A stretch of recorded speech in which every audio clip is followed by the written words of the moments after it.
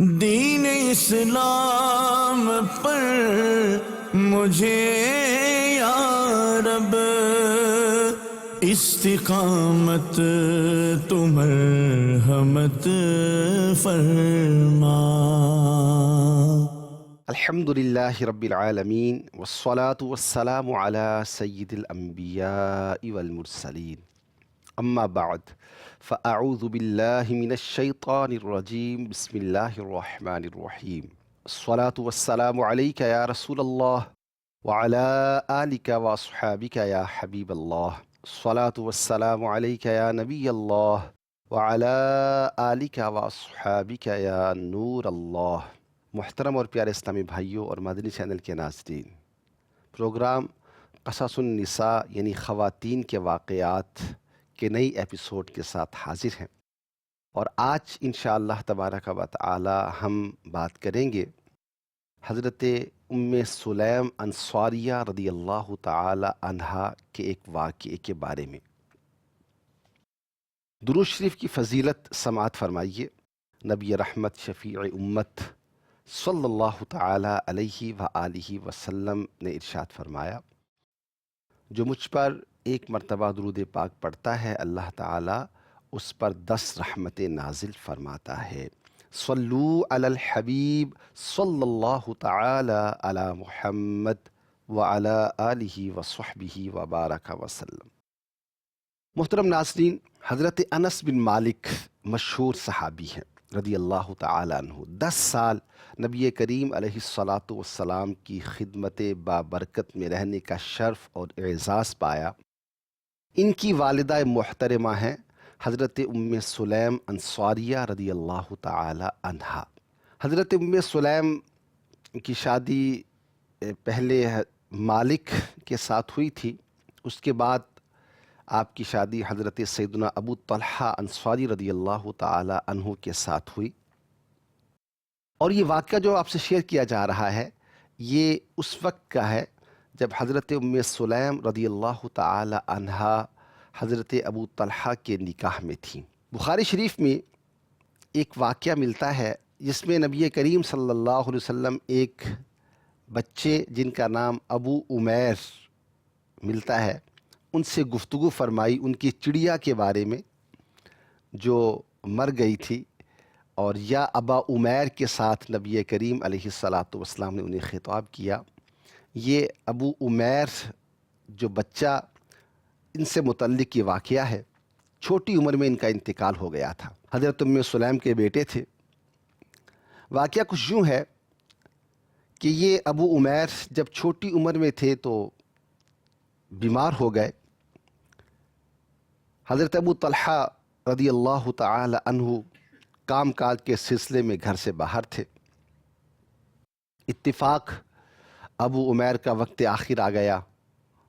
ام سلیم رضی اللہ تعالی عنہا نے دیکھا کہ میرے بیٹے کا انتقال ہو گیا ہے، اور وقت بھی وہ ہے کہ تھوڑی دیر کے بعد میرے شوہر گھر آنے والے ہیں۔ دن بھر کی مشقت، کام کاج کے معاملات کے بعد اب انہیں لوٹنا ہے، تھکے ہارے ہوں گے۔ اگر آتے ہی انہیں بچے کے انتقال کی خبر سنائی تو ہو سکتا ہے کہ وہ کھانا نہ کھائیں اس کے غم میں اور بیمار وغیرہ ہو جائیں، یا تھکاوٹ ان کی باقی رہے۔ اس خیال کے ساتھ اس ماں نے اپنے بیٹے کی لاش کو گھر کے ایک مقام پر رکھا، اوپر کپڑا اڑا دیا، اور معمول کی لائف جس طرح ہوتی ہے اس انداز کو اختیار کیا۔ کھانا پکایا، اپنے شوہر کو ویلکم کرنے کے لیے اپنے آپ کو ویل ڈریس کیا، بناؤ سنگھار کیا، اور شوہر کے آنے کا انتظار کرنے لگی۔ ابو طلحہ انصاری رضی اللہ تعالی عنہ رات کو گھر آئے تو پوچھا بچے کا کیا حال ہے؟ ماں ہے، آپ نے کس انداز میں جواب دیا ہوگا؟ کہنے لگیں بچے کا اب سانس ٹھہر گیا ہے۔ ابو طلحہ رضی اللہ تعالیٰ عنہ سن کر مطمئن ہو گئے کہ شاید بچے کے سانس کے اندر جو پرابلم آ رہی تھی، کھچاؤ وغیرہ تھا، وہ گویا ختم ہو گیا. آپ نے اس کو یہ سمجھا. خیر، کھانا پیش کیا گیا، کھانا کھا لیا، بیوی کا حق بھی حضرت ابو طلحہ نے ادا کیا. جب سارے کاموں سے فارغ ہو گئے تو حضرت ام سلیم کہنے لگیں، اے میرے سرتاج، مجھے ایک مسئلہ بتائیے. اگر ہمارے پاس کسی کی امانت ہو اور وہ اپنی امانت ہم سے لے لے، کیا ہم کو برا ماننے یا ناراض ہونے کا کوئی حق ہے؟ ابو طلحہ انصاری رضی اللہ تعالی عنہ نے فرمایا کہ ہرگز نہیں. جس کی امانت تھی اس نے لے لی، اس کو تو امانت خوشی خوشی واپس کر دینی چاہیے. اللہ اکبر. شوہر کا جواب سن کر ام سلیم کہنے لگیں، اے میرے سرتاج، آج ہمارے گھر میں یہی معاملہ پیش آیا ہے کہ ہمارا بچہ ابو عمیر ہمارے پاس اللہ کی طرف سے امانت تھا. آج اللہ نے وہ امانت واپس لے لی ہے. ہمارا بچہ فوت ہو گیا ہے، اس کا انتقال ہو گیا ہے. یہ سن کر حضرت ابو طلحہ انصاری رضی اللہ عنہ چونک اٹھے اور حیران ہو کر بولے، کیا میرا بچہ فوت ہو گیا؟ فرمایا، ہاں.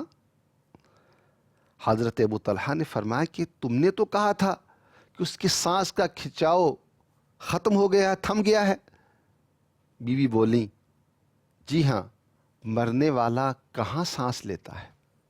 اللہ اکبر. حضرت ابو طلحہ کو بے حد افسوس ہوا رضی اللہ تعالی عنہ کہ میرے بچے کی لاش گھر میں پڑی رہی اور میں نے پیٹ بھر کر کھانا کھایا.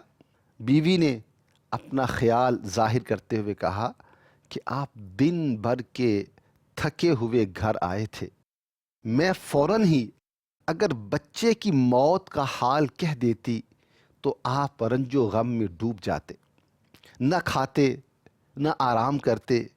اس لیے میں نے اس خبر کو چھپا دیا تاکہ آپ ایزی ہو جائیں، پھر آپ کو اس بارے میں انفارم کروں.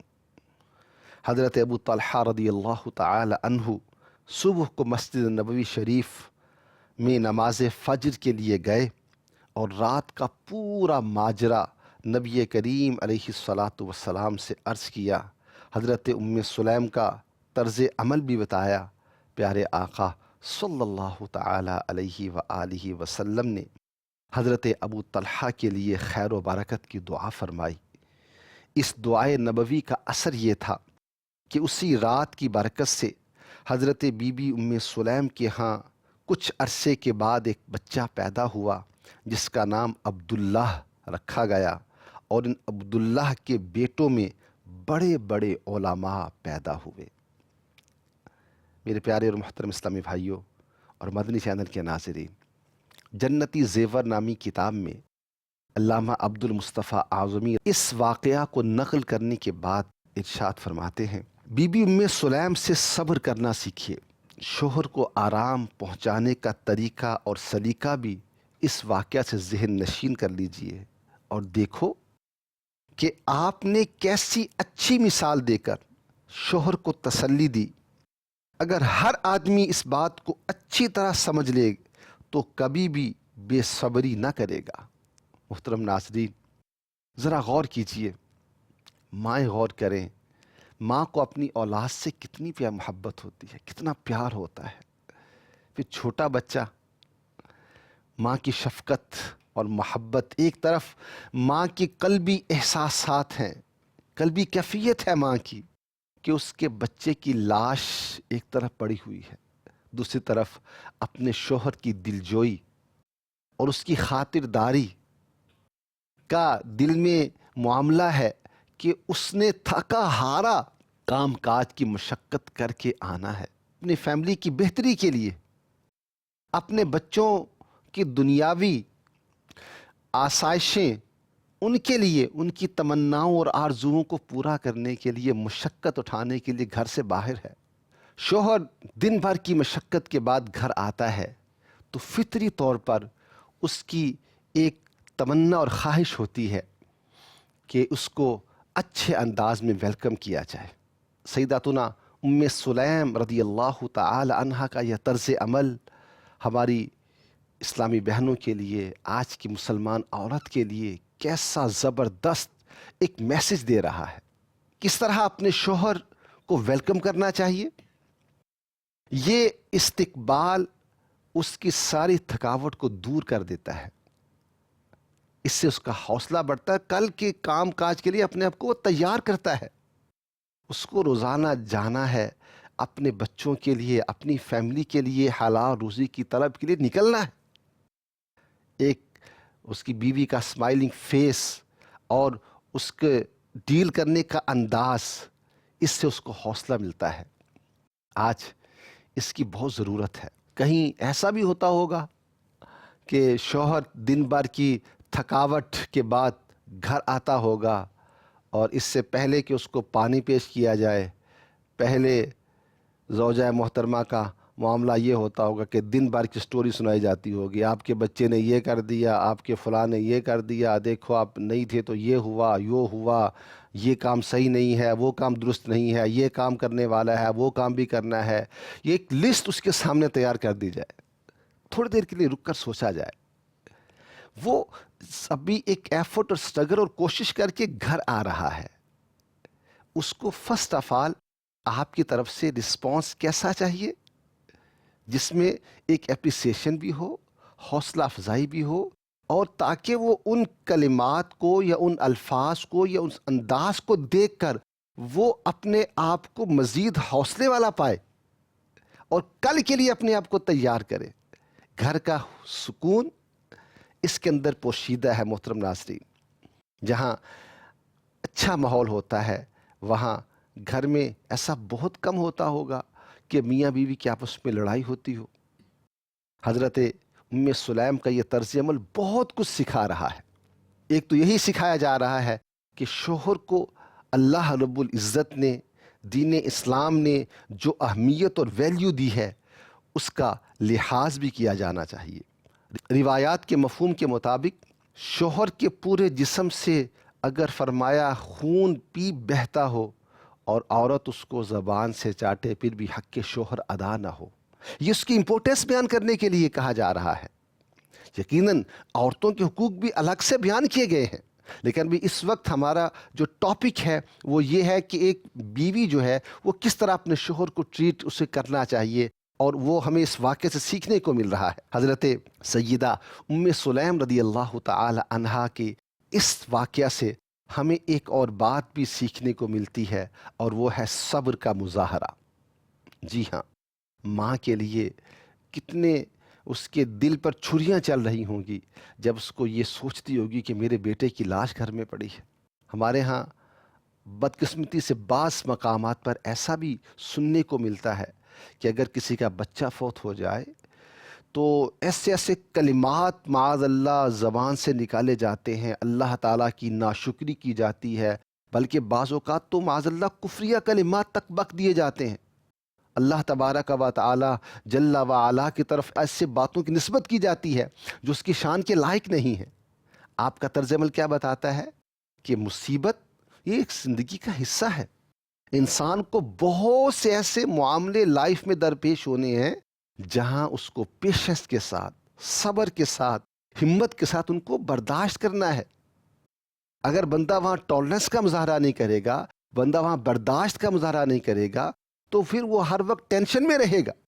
مسئلہ حل تو نہیں ہوگا، الٹا اس کی مشکلات میں اضافہ ہوتا چلا جائے گا. محترم ناظرین، صبر وہ زبردست ایک تعلیم ہے اسلام کی کہ جس کی برکت سے انسان اپنے بہت سے معاملات پر قابو پا لیتا ہے. اللہ تعالیٰ صبر کرنے والوں کے بارے میں فرماتا ہے وَبَشِّرِ الصَّابِرِينَ، صبر کرنے والوں کو خوشخبری سنا دیجیے. اللہ اکبر. یہ صابرین کون ہیں؟ فرمایا الذین اذا اصابتہم مصیبہ، وہ لوگ جب انہیں کوئی مصیبت پہنچے تو کیا کہتے ہیں؟ قالوا انا للہ و انا الیہ راجعون، ہم اللہ ہی کے بندے ہیں، اللہ کی ملکیت میں ہیں اور ہمیں اللہ کی طرف ہی لوٹ کر جانا ہے. صبر انسان کی زندگی آسان بنا دیتا ہے۔ سیدہ ام سلیم رضی اللہ تعالی عنہا کا طرز عمل رہنمائی کر رہا ہے۔ اسی واقعہ سے محترم ناظرین ہم یہ بھی سیکھ سکتے ہیں کہ بندے کو یہ چاہیے کہ وہ اللہ کی رضا پر راضی رہے۔ بہت بڑی آزمائش تھی، بہت بڑا معاملہ درپیش ہوا تھا، لیکن جب اس پر صبر کیا گیا اور اس کو اس انداز سے سوچا گیا کہ یقیناً اولاد بہت بڑی نعمت ہے، اللہ کی طرف سے دی ہوئی میرے لیے امانت ہے، اس امانت کو اگر اس نے لے لیا ہے تو مجھے تو اس کی رضا میں راضی رہنا چاہیے۔ واقعتاً جو اللہ کی رضا میں راضی رہتا ہے، اللہ تعالیٰ ایسے بندوں سے راضی ہوتا ہے۔ محترم ناظرین، خوشی ہو، غمی ہو، راحت ہو یا تکلیف ہو، نعمت ملے یا نہ ملے، حل غرض اچھی بری حالت میں یا اچھی بری کسی بھی کنڈیشن میں اس طرح راضی رہنا، خوش رہنا یا صبر کرنا کہ اس میں کسی قسم کا کوئی شکوہ یا واویلا وغیرہ نہ ہو، اسے اللہ تعالیٰ کی رضا پر راضی ہونا کہا جاتا ہے۔ اللہ تبارک و تعالی قرآن مجید میں ارشاد فرماتا ہے، رضی اللہ عنہم ورضوا عنہ ذالک الفوز العظیم، اللہ ان سے راضی اور وہ اللہ سے راضی، یہ ہے بڑی کامیابی۔ ایک حدیث پاک بھی سماعت فرمائیے، رسول اکرم شفیع معظم صلی اللہ تعالی علیہ وآلہ وسلم نے صحابہ کرام علیہم رضوان کی ایک جماعت سے سوال کیا، تم لوگ کیا ہو؟ عرض کی حضور ہم مومن ہیں۔ فرمایا تمہارے ایمان کی کیا نشانی ہے؟ عرض کیا صحابہ کرام نے، حضور ہم آزمائشوں پر صبر کرتے ہیں، آسودہ حال ہوں خوشحال ہوں تو شکر الہی بجا لاتے ہیں اور رب تعالیٰ کی تقدیر پر راضی رہتے ہیں۔ نبی کریم علیہ الصلاۃ والسلام نے ارشاد فرمایا، رب کعبہ کی قسم تم مومن ہو۔ سبحان اللہ، سبحان اللہ۔ پیارے اور محترم اسلامی بھائیوں، مسلمان پر لازم ہے کہ ہر حال میں اللہ تعالیٰ کی رضا پر راضی رہے۔ رضا الہی پر راضی رہنا نجات دلانے والا اور جنت میں لے جانے والا کام ہے۔ اللہ تعالیٰ کی رضا پر راضی رہنے والا بندہ بڑا خوش نصیب رہتا ہے، ورنہ ہوتا یہ ہے جو بندہ ہر بات کے نیگیٹو پہلو کو اپنے سامنے رکھتا ہے، وہ کسی بھی حال میں خوش نہیں رہتا۔ وہ بعض اوقات خوشی کے موقع پر بھی اس کو تھوڑا سا یہ فیل ہو رہا ہوتا ہے کہ یار میری خوشی تو مجھے ملی ہے، مگر میری خوشی میں نا تھوڑی سی کمی بھی ہے۔ یوں ہوتا نا اور خوشی ہوتی۔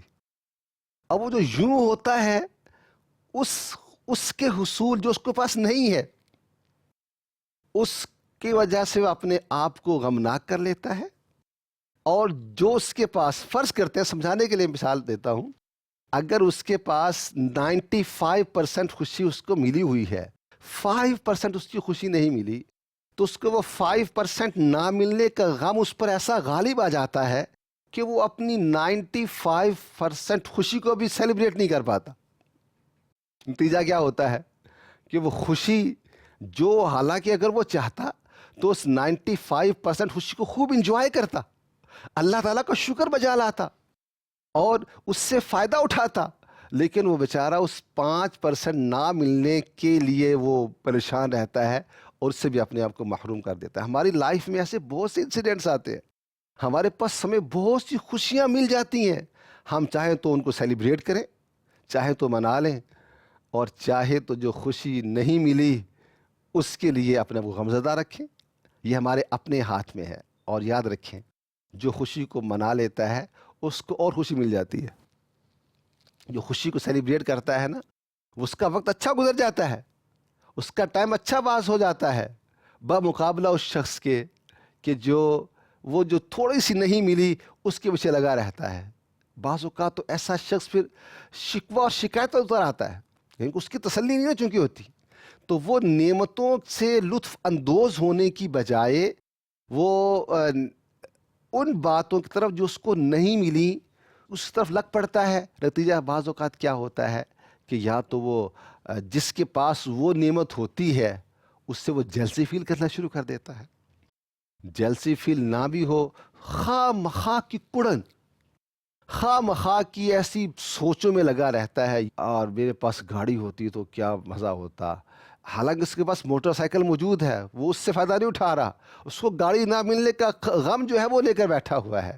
یہ اگر بندہ اللہ تعالیٰ کی رضا پر راضی رہنا سیکھ لے تو اس کی برکت سے وہ کیا عجب کہ آج وہ شکر الہی بجا لائے. اور قرآن پاک میں اس کا ذکر موجود ہے کہ جب بندہ شکر کرتا ہے تو اللہ تعالیٰ نعمتوں میں اضافہ فرماتا ہے. کیا عجب کہ وہ شکر الہی بجا لائے، اللہ تعالیٰ اسے وہ بھی عطا فرما دے. اللہ تعالیٰ کی رضا پر راضی رہنے کے لیے محترم ناظرین ہمیں کیا کرنا چاہیے؟ ایک تو یہ طریقہ سمجھ لیجئے، اپنی زندگی میں سے کچھ ورڈز مائنس کر دیں، ان کو نکال دیں اپنی لائف میں سے. کیوں فلاں چیز مجھے کیوں نہیں ملی، فلاں چیز کیوں نہیں ملی، اور کیسے.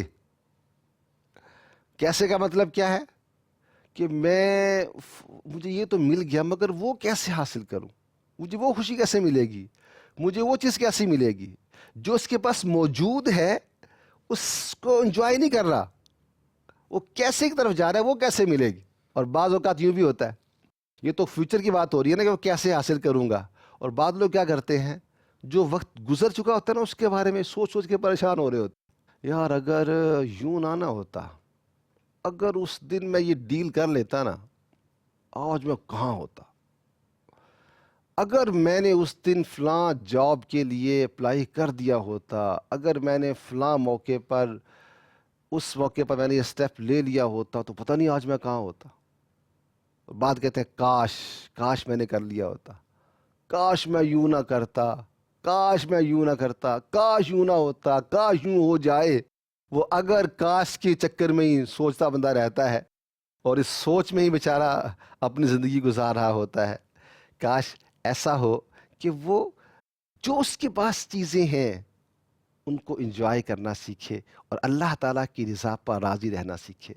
سیدتنا ام سلیم رضی اللہ تعالی عنہ کا طرز عمل کیا پیاری بات ہمیں بتاتا ہے. علامہ عبد المصطفیٰ اعظمی صاحب رحمۃ اللہ علیہ نے اس میں یہ بھی لکھا ہے کہ جب حضرت ام سلیم اللہ کی رضا پر راضی رہیں، صبر کا مظاہرہ کیا، اپنے شوہر کو خوش کیا، اللہ تعالیٰ کی دی ہوئی امانت جب اس نے لے لی اس پر راضی برضائے الہی رہیں، تو اللہ تعالیٰ نے دنیا میں صلہ بھی یہ عطا فرمایا، اللہ نے ان کو اور اولاد بھی عطا فرمائی، اور پھر اس اولاد میں برکت یہ رکھی کہ اس سے کئی علماء پیدا ہوئے. جی ہاں، صبر اللہ تعالیٰ کی رضا پر راضی رہنے سے یہ برکات نصیب ہوتی ہیں. محترم ناظرین، ماہ رمضان ہے. رمضان میں ایک میسج صبر کا دیا جاتا ہے. انسان کے پاس ساری نعمتیں موجود ہیں، کھانا پینا ہر چیز موجود ہے، لیکن بندہ صبر کرتا ہے. اور جب افطاری کا وقت آتا ہے تو بندے کو کیسا سکون اور اطمینان نصیب ہوتا ہے. اب صبر کیا، اس کا رزلٹ دنیاوی طور پر مل رہا ہے، اتنی فرحت اور خوشی کا احساس ہے. تو وہ کیسا کرم بالائے کرم ہوگا جو فرمایا گیا کہ روزہ دار کے لیے دو خوشیاں ہیں. ایک خوشی تو افطار کے وقت ملتی ہے، اور ایک فرحت اور خوشی وہ ہے عند لقاء الرحمن، جب اپنے رب کریم سے ملاقات ہوگی، اس وقت اس کو فرحت اور خوشی نصیب ہوگی.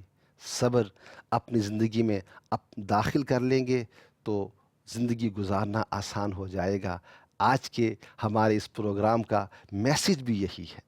مدنی چینل مختلف انداز سے کوشش کرتا ہے کہ ہم اپنی لائف کے اندر ان مبارک ہستیوں کی سیرت کو اپنا لیں. پریکٹیکلی اگر ہم صبر کرنے والے، شکر کرنے والے، اللہ تعالیٰ کی تقدیر پر راضی رہنے والے بن جائیں گے تو ہمارے کتنے کام ہمارے لیے آسان ہو جائیں گے.